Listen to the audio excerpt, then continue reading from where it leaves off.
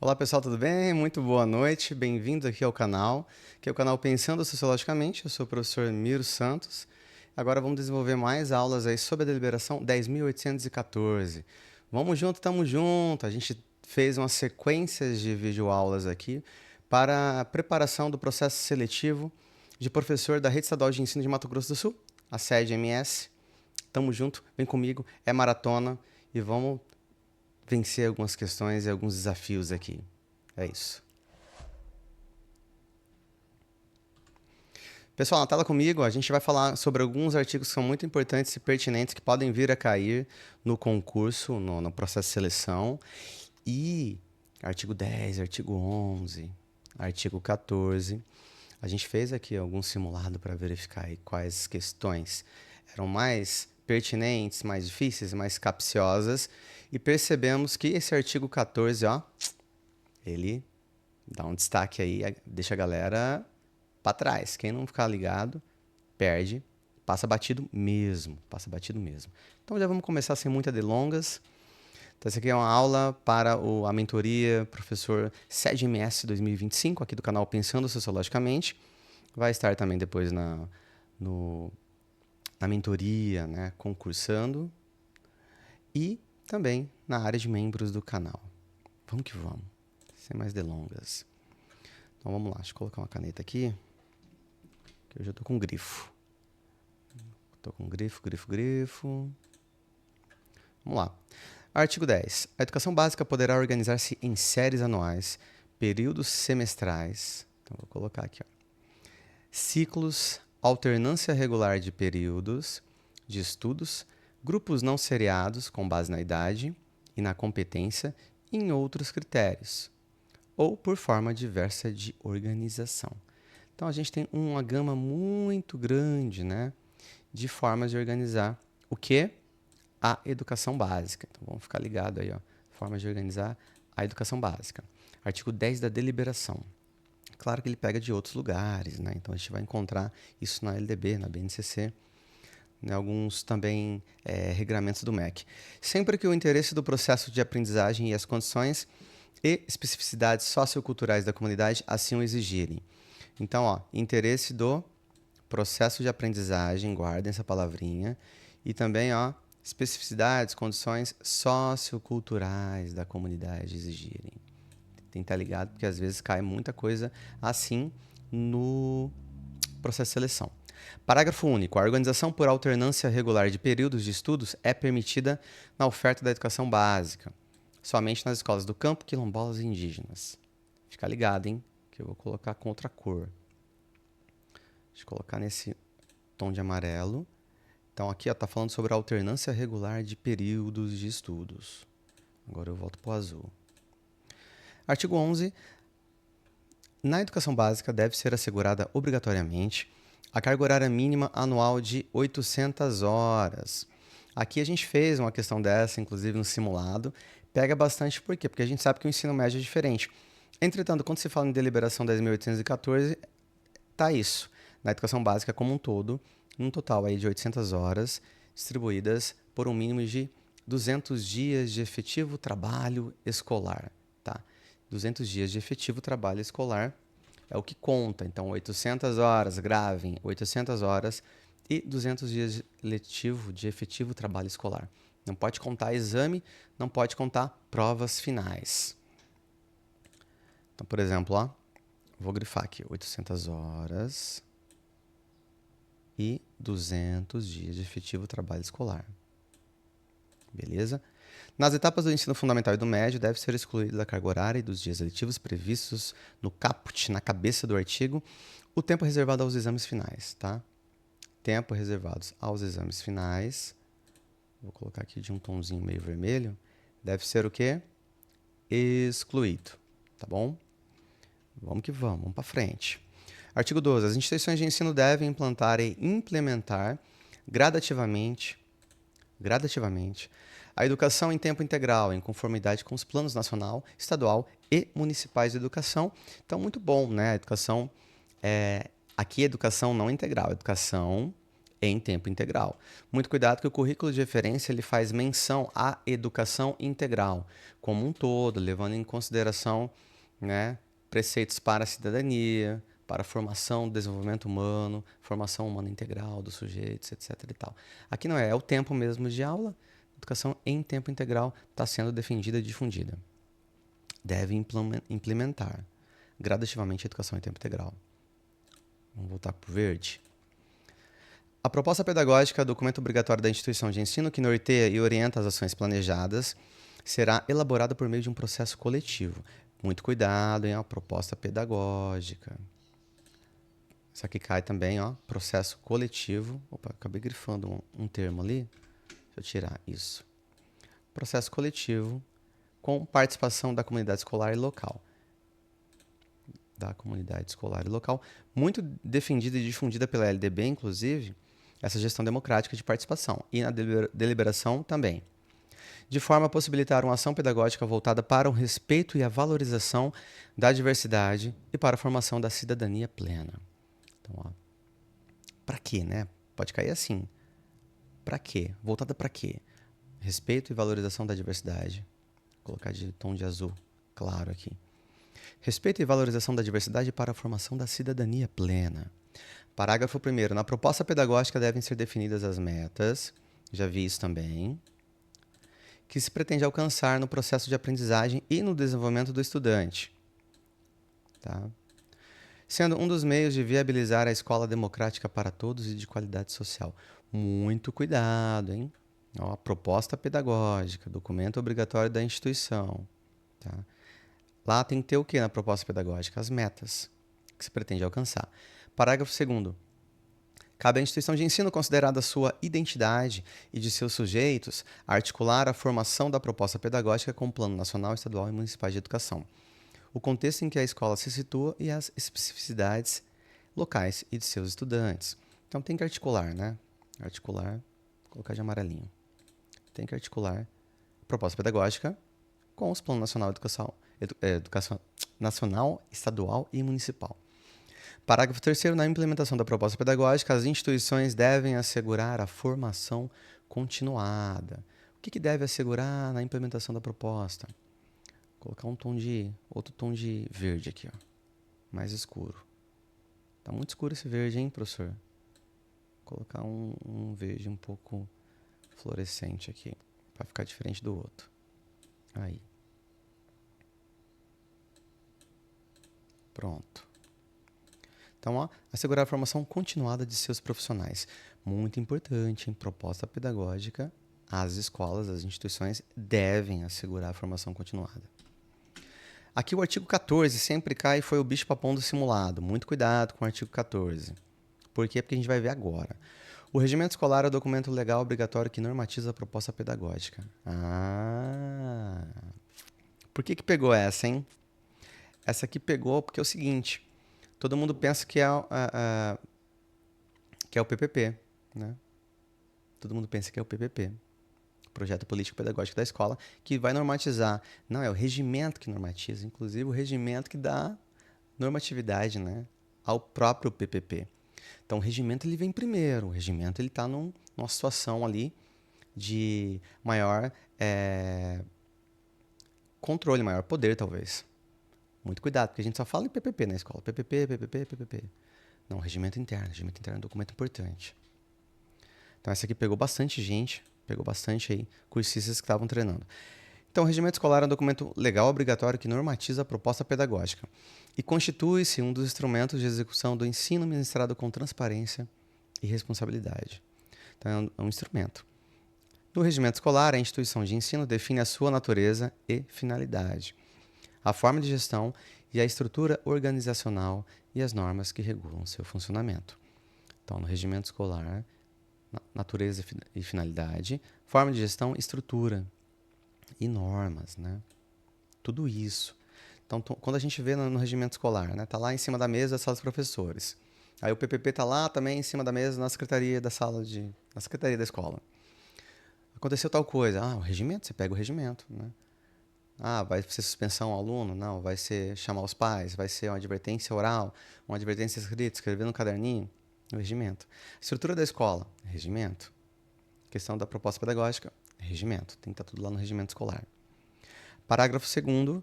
O regimento escolar deverá ser aprovado mediante ato específico e disponibilizado ao estudante. Cai muito essa, hein, ó. Eu colocaria essa com certeza. Se fosse a banca avalia, eu ia colocar lá, né? No ato de matrícula, etc e tal. O que deve ser considerado, né, para o responsável. Aí a gente coloca alguns itens lá. Tem que sinalizar, assinalar, responder o quê? O regimento. Então, o regimento, vou colocar até aquele contracor aqui. Vou voltar para aquele azul.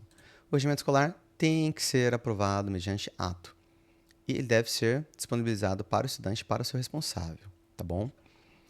Que é aquela coisa, né? Já vai conhecer a estrutura, né?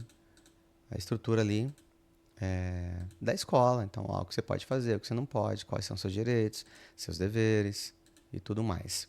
Vou até subir um pouco aqui a tela. Deixa eu ver se eu consigo colocar de novo no ponto aqui. Tá por aí. Acho que agora foi. Foi. Bom, as alterações regimentais deverão ser informadas ao setor competente da Secretaria de Estado de Educação. Então, se a gente vai alterar o regimento escolar, a gente deve informar, né, na Secretaria de Estado de Educação, a sede Mato Grosso do Sul. Beleza? O setor competente da sede. Então, artigo 10, 11, 12, 13 e 14. Então, lembrando aqui que a gente chama os artigos do 1 ao 10 de artigos 1º, 2º, 3º. Do 11 para frente, artigo 11, artigo 12, artigo 13 e artigo 14. Não é 14º, é o artigo 14.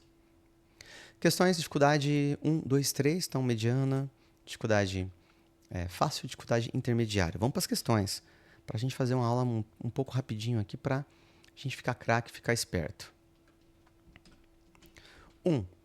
De acordo com a deliberação 10.814 do Conselho Estadual de Educação, assinale a alternativa incorreta, ele quer a incorreta, sobre as formas de organização da educação básica. Então, tem lá nesses artigos também diz respeito à organização. A organização por alternância regular de períodos de estudos é uma modalidade permitida para qualquer instituição de ensino da educação básica, desde que aprovada em sua proposta pedagógica. E aí, o que está dizendo aí? Está dizendo que aquela relação de alternância de estudos. A gente viu no artigo 10 que a alternância de estudos tem que tomar um cuidado, porque a alternância de estudos é para algumas modalidades específicas, não para qualquer modalidade. Tá? Nem para qualquer instituição de ensino da educação básica. Se tem algumas modalidades que são específicas, não é para qualquer instituição. Então, a modalidade quilombola, educação do campo, educação escolar indígena, são modalidades às quais você tem essa alternância, né? Alternância regular de períodos de estudos. Então, beleza. Cadê? Permitida para qualquer, né, instituição? Não, meu caro. Vou colocar um vermelhinho aqui. A educação básica pode ser organizada em séries anuais, períodos semestrais ou ciclos, conforme o interesse do processo de aprendizagem. Quem é professor bem novinho, né, não viu nem ciclo ainda, ou quem é de outra rede, outro estado, talvez tenha visto. Ciclos, períodos organizados em diferentes formatos, né? Quem leciona também na EJA, em algumas situações, pega também multisseriados, às vezes. Então, a escolha da forma de organização deve considerar as condições e especificidades socioculturais da comunidade escolar. Claro, né? Deve considerar, sim, as condições e especificidades, tem um errinho aqui, sociocultural da comunidade escolar. É possível organizar... Tem erro por quê, professor Mira? Na digitação, né? A gente faz aí, digito bem rapidinho, às vezes sai uma palavrinha ou outra, porque eu digito tudo aqui, tudo digitado, né? Não é nada copiado, não. Então, é possível organizar a educação básica em grupos não seriados? É possível. Utilizando critérios como idade e competência dos estudantes? É possível. Isso aqui tá ok. Então, ele queria a incorreta. A incorreta é a letra A. Beleza? Então, vou colocar aqui, ó. Qual que a gente assinala? Ops. Aí. Essa que está assinalada é essa que a gente quer. Vamos para 2? 2. Sobre o PP, né? Proposta pedagógica, conforme deliberação, ação alternativa incorreta. Ele quer a incorreta. A instituição deve assegurar a formação continuada de seus profissionais para a implementação da proposta pedagógica. E aí, faz sentido essa? Faz sentido. Tá lá, a gente viu que a instituição ela deve assegurar a formação continuada. B. A proposta pedagógica deve ser elaborada exclusivamente pela equipe gestora da instituição, que possui a visão estratégica para definir as metas de aprendizagem. E aí? Como eu não gosto de enrolar, a gente já vê aqui que isso aqui não dá muito certo. Ó. Eu já falei, essas palavras que limitam demais ou generalizam muito, apenas, então somente, né? Se só isso, né? De modo exclusivo, de modo específico, tem que tomar cuidado, porque você pode não incluir os outros elementos que fazem parte da legislação. Ou também quando você generaliza demais, né? Então tem que tomar muito cuidado. Nesse caso, exclusivamente pela equipe gestora? Claro que não.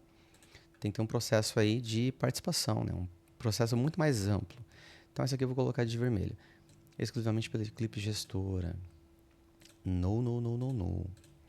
Sua formulação deve ser articulada com os planos nacional, educacional, estadual e municipal de educação. Com certeza. Aqui está ok. Verdinho, verdinho. E a letra D é um documento obrigatório que norteia as ações planejadas pela instituição de ensino. Tem que ter, né, a proposta pedagógica. Muito bem. Então, como ele quer errada, é a letra B, está assinalado ali. Mesmo de verde, mas é a única que está pintada. Essa aqui é a dificuldade mais tranquila. Né? Vamos para uma dificuldade mais avançada, mais mediana. De acordo com o artigo 14 da deliberação, o regimento escolar é um documento que... Regimento escolar, esse eu acho que vai cair. A. É um documento legal e obrigatório que normatiza a proposta pedagógica e regula o funcionamento da instituição de ensino. Ele normatiza, né, o PP. Muito bem. Claro, é o regimento escolar que define, né, os parâmetros que explica, olha, o PPP existe e tem que estar aqui. Olha, o conselho da escola escolar tem que estar aqui. Olha, o conselho de classe tem que estar aqui. Olha, não sei o que tem que estar aqui. Então, ele vai normatizar e vai regular, né, o funcionamento da instituição de ensino. Beleza? B. Deve ser elaborado anualmente por um processo coletivo com participação da comunidade para se adequar às novas turmas. Ficou meio esquisito isso aqui, hein? Essa ficou meio esquisito. Processo coletivo com participação da comunidade. Tá meio solto esse aqui, né? Então, não, essa está na letra da lei. Então, vamos colocar de vermelho aqui.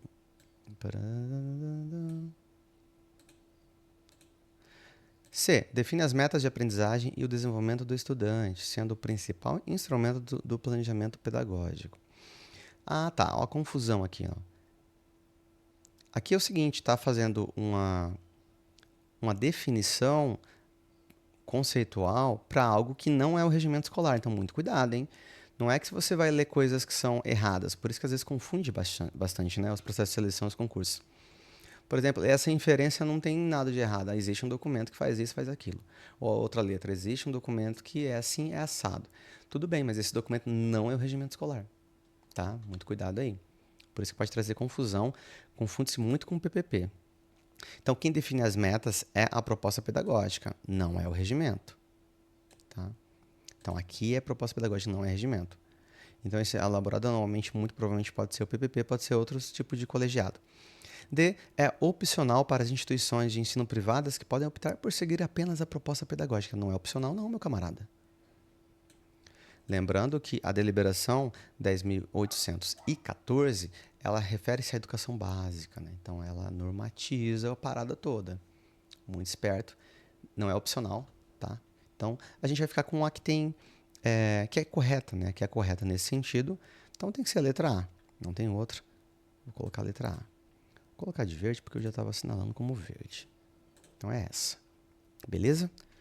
Tem mais alguma? Tem bônus, para não ficar muito grande, né? Coloquei só 3 questões, tem mais um de bônus.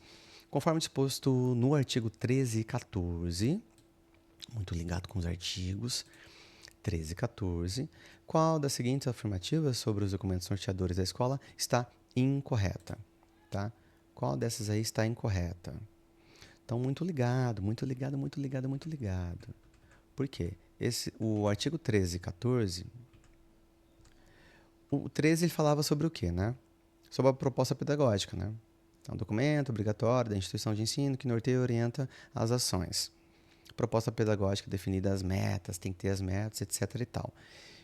E o 14 é aquela que eu falei, que fala sobre o regimento escolar, né?